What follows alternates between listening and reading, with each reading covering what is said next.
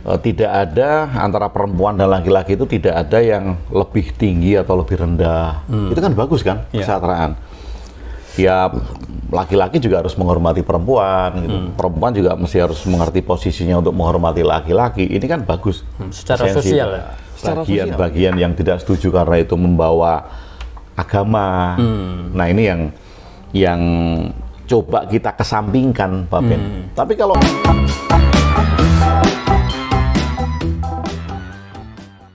Selamat datang di Teman Ngopi. Ngopeni Pikiran. Oke. Enak, Pak Ben? Seruput dulu, Pak Ben? Seruput dulu, ya. Biar rileks, Pak Ben. Benar-benar kopi istimewa kan rupanya nih, Pak. Saya kemarin dari Bandung, Pak Ben. Oh. Oleh-olehnya dari Oma Inge. Tepuk tangan buat Oma Inge. Kalau Oma Inge nonton video ini, terima kasih sekali. Kopinya bisa kita nikmati. Kopi Toraja ya. Jadi kopi apa ya? Robusta atau Arabica nih, Pak? Toraja itu Arabica. Arabica ya. Oh, oke. Armor Kopi kalau di Bandung bisa mampir ke Armor Kopi di daerah Dago Pakar. Oke, terima kasih Oma. Hai Oma Inge. Kopinya enak, mantap. Kayak ngopi kalau nggak sambil ngobrol kayaknya nggak asik, Pak Agung. Nah, kayaknya kita di sekitaran kita nih, di baik pembicaraan antar teman di warung-warung kopi ini banyak hal yang membicarakan tentang sosok yang sekarang lagi ramai, kontroversi ya. Itu tentang sosok Panji Gumilang. Panji Gumilang. Panji Gumilang. Nggak apa-apa, itu pengumuman 17 Agustus. Oh itu. Apa karena efek Panji Gumilang disebut-sebut jadi ramai? Wah, iya. Seperti jadi ini kayak sirine ya. Mencari kita. Oke. Tapi ini terlepas dari kontroversi dan barangkali ini kasus hukum, itu biarlah diselesaikan oleh yang berwenang. Kasusnya ataupun tentang misal ada yang mengatakan ini penistaan agama, biarlah lembaga-lembaga yang berkaitan yang kita akan berbicara dari sisi warung kopi nih, Pak. Karena kita penikmat kopi lah, kita berbicara ngalor ngidul tentang sosok Panji ini, Pak. Ada hal-hal yang bisa kita tangkap. Saya penasaran dengan ide-ide yang dilontarkannya. Ya, tentang kesetaraan, tentang pluralisme, tentang ya ide-ide yang di satu sisi kelihatannya Bhinneka Tunggal Ika. Ada nilai-nilai positifnya. Ini terlepas dari kasus hukum ya, yang kita nggak bicarain kasus kita tidak bicarain hidup. Tapi sebetulnya apa itu yang ide-ide itu memang sudah siap dilontarkan untuk masyarakat kita atau seperti apa itu, Pak? Kalau kita lihat esensinya ya, Pak Ben ya. Kalau kita lihat esensinya, itu esensi yang bagus. Kesetaraan misal. Tidak ada antara perempuan dan laki-laki itu tidak ada yang lebih tinggi atau lebih rendah. Itu kan bagus kan, kesetaraan. Ya laki-laki juga harus menghormati perempuan gitu. Perempuan juga mesti harus mengerti posisinya untuk menghormati laki-laki. Ini kan bagus. Secara sosial ya? Secara sosial, iya, itu bagus. Nah, entah mengapa ada konflik yang disebabkan karena itu gitu kan. Mungkin ada kelompok yang tidak setuju. Mungkin ada bagian-bagian yang tidak setuju karena itu membawa agama. Nah, ini yang coba kita kesampingkan, Pak Ben. Tapi kalau esensinya itu bagus. Artinya pluralisme ini kan berarti ada Pak ya, menerima sebuah penerimaan tentang keanekaragaman, Pak ya. Penerimaan berbagai macam hal yang aneka ragam. Yang aneka ragam untuk bisa diterima dan ditampung di satu. Artinya bukan ditolak ya? Iya, bukan ditolak. Ya, contohnya kan kayak merayakan hari besar. Bahkan kemudian Ponpes Al Zaitun itu menyediakan tempat untuk perayaan Natal. Al Zaitun itu sendiri apa tuh, Pak? Pondok pesantren. Oh, yang pondok pesantren. Lembaganya tempatnya, pondok pesantrennya itu yang tempatnya yang dibikin untuk kegiatan-kegiatan lintas agama. Itu kan bagus kalau kita lihat esensi dari itu.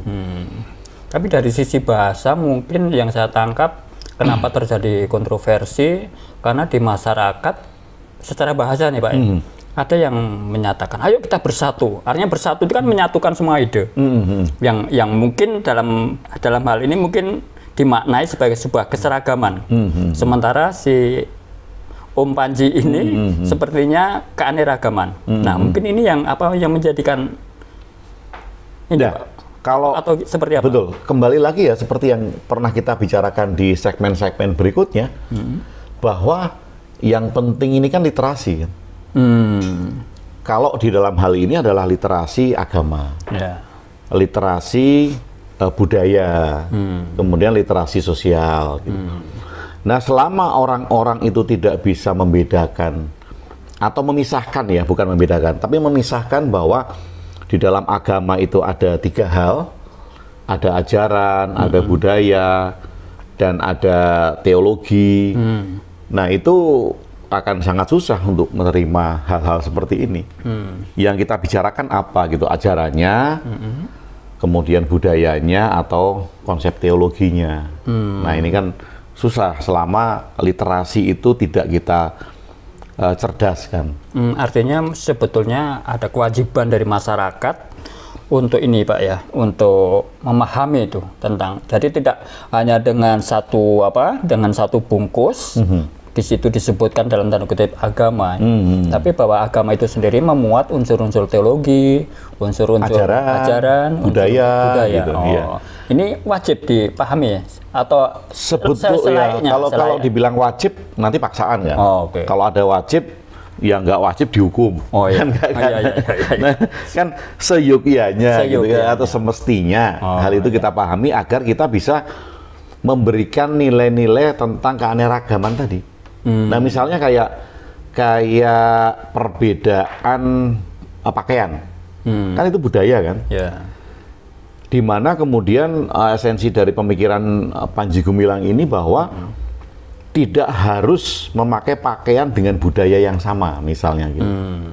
Yang bisa diganti, selama tidak melanggar norma-norma yang ada itu. Nah, ini kan jadi bisa kita terapkan dengan esensi-esensi itu. Ya. Artinya kita pakai baju dengan bahan yang sama, mungkin warna yang berbeda, nggak masalah. Iya. Itu ya. Dan pluralisme yang diangkat ini menjadi bagus kan Pak Ben? Ya misalnya, apa salahnya sih merayakan perayaan agama dengan pemeluk agama lain? Ini kan salahnya apa? Oh gitu. Ini nanti tidak berbenturan dengan keyakinan saudara-saudara kita yang meyakini bahwa ini sudah punya aturan tertentu. Nah, justru itu kan Pak Ben. Apakah merayakan itu sama dengan mengimani? Ini kan ini pertanyaan yang mesti harus kita jawab bersama kan? Iya. Apakah saya kalau merayakan ulang tahunnya Pak Ben, itu saya harus mengimani apa yang dilakukan Pak Ben gitu? Apa bisa disimpulkan dengan dalam hal ini, misal gini, perayaan ini adalah budaya, bukan bagian dari unsur teologi atau seperti apa? Iya, perayaan itu bagian dari budaya. Sehingga apa salahnya kalau kemudian saya merayakan budaya yang lain? Ketika saya merayakan sesuatu keyakinan yang lain, budaya yang lain, ini kan bukan berarti saya mengimani itu kan? Hanya merayakan kok. Merayakan itu hanya senang-senang. Ya. Artinya kalau ada agama lain yang merayakan perayaannya, kemudian ada umat agama lain yang ikut, kan nggak dipaksa kamu harus bersaksi untuk ikut agama aku, kan nggak kan? Perayaan kan hanya makan-makan, minum-minum bareng. Ini kan indah sebetulnya. Jadi gini, ini kita kadang-kadang berpikir seperti ini, Pak. Dari sisi budaya, ketika orang merayakan hal-hal yang sifatnya spiritual yang ada kaitannya dengan unsur-unsur budaya, misal begini. Di Bromo ada perayaan-perayaan apa itu Pak ya? Saya agak lupa. Kayaknya ada yang suku Tengger misalnya itu. Ketika teman-teman yang lain ikut bergabung itu sepertinya tidak sensitif untuk di itu ya Pak. Kenapa itu? Tapi di dalam tanda kutip perayaan-perayaan agama tertentu kok agak sensitif. Karena alergi kan Pak Ben. Kalau mungkin perayaan-perayaan budaya itu kan menjadi hal yang biasa kan. Ada misalnya kayak ada sekaten gitu kalau di Jogja kan. Kemudian ada nyadran, ngapem, itu kan perayaan budaya kan. Orang merasa tidak alergi karena mereka menganggap bahwa perayaan budaya itu bukan tentang iman. Nah, sedangkan apapun yang berkaitan dengan agama itu pasti tentang iman. Nah, mereka berpikirnya kan pasti kan, agama A, oh ini pasti tentang iman A. Jangan-jangan nanti saya akan dibawa masuk ke agama A gitu. Jangan-jangan saya dibawa masuk ke agama B. Ini kan karena alergi aja. Sehingga orang ketika mendengar tentang perayaan agama lain sudah trigger untuk menolak karena ada pemikiran itu tentang iman.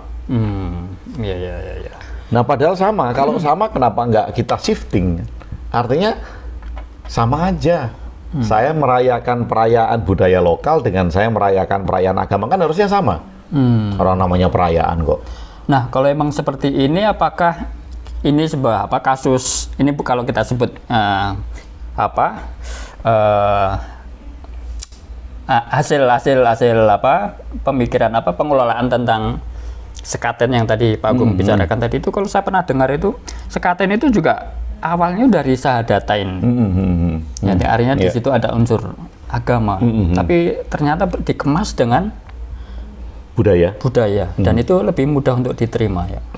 Iya, lebih mudah untuk diterima, tetapi ada hal-hal yang tidak saya setujui dari akulturasi itu, Pak Ben. Apa itu, Pak? Kalau akulturasi ini kita lihat dari sisi negatifnya dari akulturasi. Sisi positifnya adalah kita bisa mengajak orang-orang untuk berkomunikasi dengan menyebarkan paham kita melalui budaya mereka. Kan itu akulturasi kan? Akulturasi. Saya mau menyebarkan paham ke Pak Ben, paham ya? Pak Ben punya budaya. Akhirnya kan saya melakukan akulturasi. Saya menyebarkan paham saya melalui budaya Pak Ben. Oke. Nanti kalau ini terjadi terus, akulturasi, yang terjadi apa Pak Ben? Budaya Pak Ben? Perpindahan ya? Hilang. Ya. Iya juga ya. Ada sisi minus plusnya, minusnya ada juga sisi ya? positif dan ada sisi negatif. Dan teman-teman di depan ngopi bisa kita pikirin bareng-bareng loh. Kita diskusikan bareng-bareng. Silakan tulis di kolom komentar, setuju atau enggak tentang akulturasi gitu kan. Pemikiran akal saya kok jadi berpikir ini, maaf ya, begini, mungkin anggap aja ini bercanda. Ini sebetulnya akulturasi atau intervensi? Boleh nggak saya bertanya itu, Pak? Nggak ada bedanya, Pak Ben. Akulturasi itu adalah intervensi yang halus. Dulu kita pada saat belajar di pendidikan sekolah, kan seneng kan dengan akulturasi, seneng kan? Wow, bagus ya akulturasi, sehingga pahamnya bisa masuk. Iya, tapi lama-lama budaya asli akan hilang. Nah, tadi akulturasi adalah intervensi yang halus. Aduh, karena sebuah intervensi kayaknya saya ngopi dulu, Pak. Ngopi dulu, atau kita teruskan nanti, Pak Ben. Ini biar menjadi pertanyaan bagi teman-teman ngopi. Oh iya. Setuju nggak dengan akulturasi yang ternyata adalah intervensi yang halus? Iya, teman-teman bisa komen di ide-idenya bisa dituliskan di komen-komen di bawah ini. Nah, kita ngopi dulu. Ngopi dulu.